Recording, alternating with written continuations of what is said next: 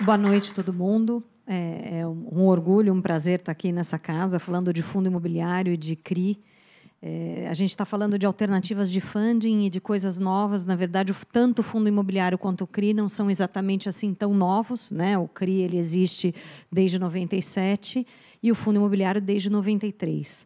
Mas, com efeito, a gente começou a ter uma evolução bastante grande nos fundos imobiliários e também nos CRIs, principalmente a partir de 2008, né? Quando o fundo imobiliário ele foi criado em 93 como uma medida de incentivo para o mercado imobiliário, até por conta dessa medida de incentivo, o fundo ele tem benefícios fiscais tanto na sua carteira e agora atualmente para as pessoas físicas que investem no fundo, ele podia investir só em imóveis e direitos reais sobre imóveis. Então, o fundo imobiliário só podia comprar imóveis, nada além disso.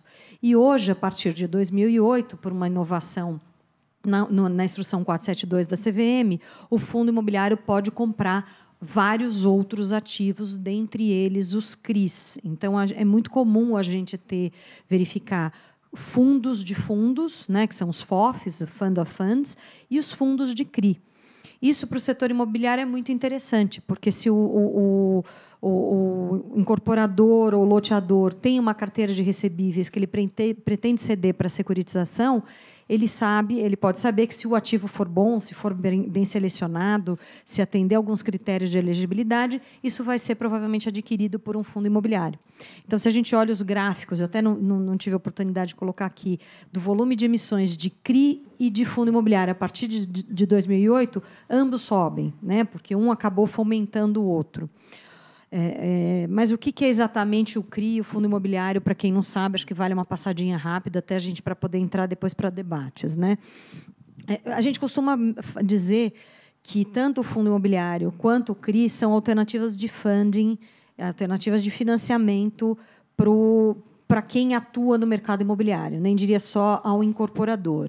E por que uma alternativa? Alternativa a uma estratégia tradicional de financiamento bancário, financiamento imobiliário. Se a gente lembrar, até 97, quando foi criado o SFI, a gente só tinha o SFH, né? O SFH, lá de 1968, que criou o sistema de financiamento da habitação, extremamente amarrado, com limitação de juros, com limitação de destinação, ou seja, comercialização, reforma e produção. Fora dessas atividades, você não poderia destinar recursos do SFH. Em 97, e eu estava aqui no Secov, no dia 20 de novembro de 97, foi lançada a Lei 9.514, criando o sistema de financiamento imobiliário. E, nessa lei, foi criado também os CRIs. Né? Os CRIs são títulos emitidos por securitizadoras de recebíveis imobiliários. Essas securitizadoras são instituições do mercado de capitais, reguladas pela CVM, não pelo Banco Central. Né? E tem uma série de requisitos ali na lei e depois na instrução da CVM para dizer o que pode ser lastro de CRI. Então, um incorporador que pode optar por um plano empresário, né? O plano empresário todos conhecem como funciona o plano empresário, ele pode fazer o financiamento dessa construção via securitização de recebíveis, por exemplo. Né? Como é que funcionaria isso? Depois até eu volto ali. Aqui um esquema de incorporação de recebíveis que a gente chama não performados. Então, ao invés do empresário recorrer para o plano empresário, ir lá, mostrar o balanço auditado e ter todas as garantias, a gente tem aqui, na securitização, o conceito de project finance também. O projeto vive com, sem ou apesar do incorporador. Então, o incorporador vai ter a carteira de recebíveis, ele emite uma dívida contra uma companhia hipotecária e as liberações do financiamento são sendo feitas diretamente contra cumprimento de cronograma físico-financeiro, assim como ocorre no plano empresário normal. Tá? A securitizadora passa a fazer a gestão da carteira de recebíveis, a título de cessão fiduciária, isso é super importante, e com essa medida você consegue financiar uma construção na planta via securitização. Isso é uma estratégia que não é nova, como eu disse, ela existe desde 97, 98, com a instrução da CVM, mas ela ainda não está tão disseminada entre os incorporadores, né? Como foi falado no primeiro painel, né? As boas práticas e a padronização de contratos, o controle de garantias, o controle de recebíveis, tudo isso aprimora muito quem quer acessar o mercado de capitais. Então, o mercado de capitais, além de ser uma alternativa de funding, né, ao financiamento bancário tradicional, ele acaba por sofisticar algumas práticas, né? A padronização, o controle, a abertura e tudo mais. Então, esse é quero falar rapidinho, é o CRI. Então, a securitização imobiliária, ela integra o mercado imobiliário, os bancos, as empresas e as incorporadoras e as companhias hipotecárias, que são as geradoras de lastro para os CRIs. A securitizadora empacota tudo isso num certificado de recebível imobiliário e vende para o mercado de capitais, para os bancos, para os fundos de investimento, fundo de pensão e seguradoras. Isso é muito interessante, tanto do ponto de vista do incorporador, que passa a ter uma alternativa para o financiamento das suas obras, ou também para um proprietário de imóvel que quer fazer um contrato de locação com um atacarejo, por exemplo, isso é muito comum, mas ele não tem recursos para construir esse imóvel. Então, o que ele faz? Ele faz um contrato de locação build-to-suit, cede esse contrato, e isso pode ser lastro de um CRI. E é por isso que a gente fala em alternativa de funding via mercado de capitais.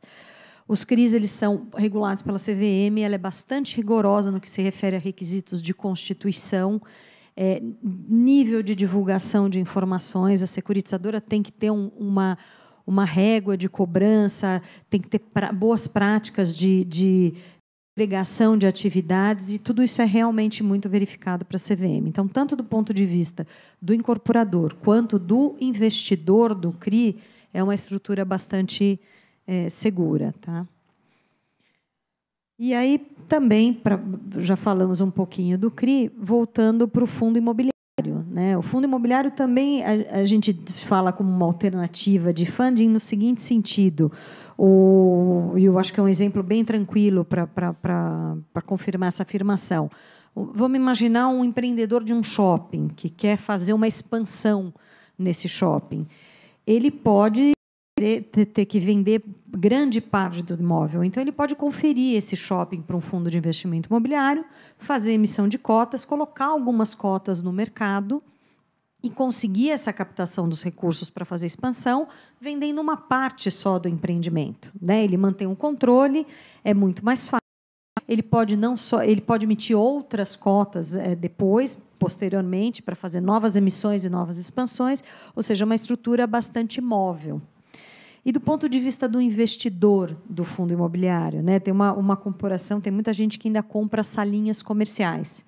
Aí você fala, vale mais a pena eu comprar uma linha comercial ou comprar a cota de um fundo imobiliário? Bom, tem vários pontos para a gente ver aí. Primeiro, se o fundo imobiliário ele tiver listado para negociação exclusivamente em bolsa ou mercado de balcão organizado, se ele tiver no mínimo 50 cotistas e nenhum dos cotistas tiver mais de 10% das cotas, e aí, nesse caso, não é o fundo, é só aquele cotista com 10%, o cotista pessoa física é isento de imposto de renda nos rendimentos do fundo.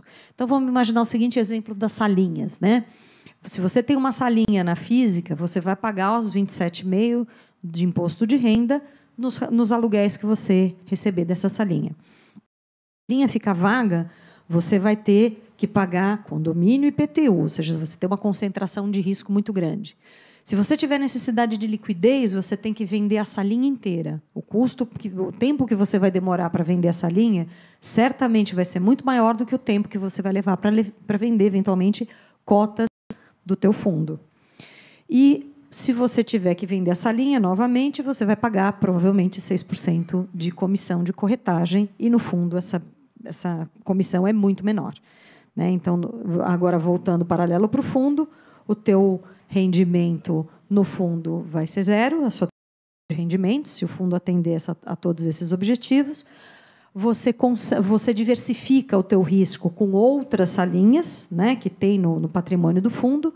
Você tem uma gestão profissional, quer dizer, se o inquilino não pagar, o administrador do fundo está lá para fazer essa gestão e para fazer essa cobrança de aluguel. E, se você se capitalizar, tiver uma necessidade de liquidez, você vende uma parte das suas cotas. Você não precisa vender a salinha inteira. né? Então, essa comparação do ponto de vista do investidor é muito vantajosa também. Os fundos imobiliários hoje já estão uma média de 230 mil CPFs, né? É um investimento de longo prazo que o investidor do fundo vai tirar os seus rendimentos do que ele oferir das cotas do fundo, que é o que provém do aluguel ou, eventualmente, da venda do imóvel, né? Se o imóvel for vendido, e ainda assim continua sendo uma estrutura vantajosa, porque o fundo não paga ganho, né? Então, do ponto de vista do investidor, é muito interessante, do ponto de vista do empreendedor, que resolve fazer a sua estratégia de expansão e de novas aquisições em fundos imobiliários, é muito interessante também. A gente tem que ter uma cautela com o fundo imobiliário quando fala em fundo imobiliário de incorporação, porque nós temos uma restrição tributária para o fundo imobiliário que tenha, ao mesmo tempo, como cotista, com mais de 25% das cotas, construtor, incorporador ou sócio do empreendimento investido pelo fundo. E o que foi isso? Isso foi resultado do que a gente chama a primeira onda do fundo imobiliário, né? O fundo imobiliário nasceu em 93, foi regulamentado primeiramente pela CVM em 94, com a Instrução 205, e, nesse primeiro início, ele foi usado fundamentalmente como estratégia de otimização patrimonial. Então, as incorporadoras colocavam os imóveis dentro do fundo e ficavam fazendo postergação de distribuição, quer dizer, ficava ad eternum o rendimento dentro do fundo. Então, a Receita veio, em 97, alterou a lei e falou assim, olha, você vai ter que o fundo imobiliário tem que distribuir no mínimo 95% do lucro apurado segundo o regime de caixa semestralmente. E, além disso, se você tiver o construtor, incorporadora, sócio, com mais de 25% das cotas do fundo, o fundo inteiro, e não mais só aquele cotista, passa a ser tributado como pessoa jurídica. Então, para fundo de imobiliário de incorporação, essa é uma cautela que a gente tem que observar em relação à acumulação da figura do incorporador e cotista, tá? Nós temos hoje fundos de renda, de desenvolvimento em incorporação e fundo de títulos e valores imobiliários, né? A CVM ela permite uma série de ativos para compor o patrimônio do fundo imobiliário. Então, o fundo pode ter imóvel, pode ter participações societárias de empresas que investem no imóvel, pode ter cotas de FDIC, cotas de FIP, desde que sejam todas atividades imobiliárias. Então, acaba sendo um instrumento bastante versátil para você fazer essa diversificação. E nós temos hoje, o BC Fund foi o primeiro fundo nesse formato, fundos com gestão ativa, que compram e vendem imóveis e o administrador tem discricionariedade para isso. Bom, eu quis falar bastante rápido para dar uma passada rápida para vocês do que é o fundo imobiliário e o CRI. Eu acho que já são produtos que não são exatamente novidades. Eu acho que eles já estão no mercado há bastante tempo, mas eu acho que sempre vale reforçar para deixar o produto cada vez mais popular, né? Infelizmente, a gente tem uma concentração ainda aqui no eixo Rio-São Paulo e agora cada vez mais eixo São Paulo do que Rio. E eu acho que tem boas oportunidades fora do Brasil, fora de São Paulo, desculpa, do eixo, no Nordeste, por exemplo, para você fazer fundo imobiliário e operações de CRI. CRI até a gente tem bastante operação fora de São Paulo, mas fundo imobiliário a gente acaba tendo pouco, né? Então, eu acho que estamos na casa da construção e acho que é um bom momento para disseminar esses produtos. Obrigada.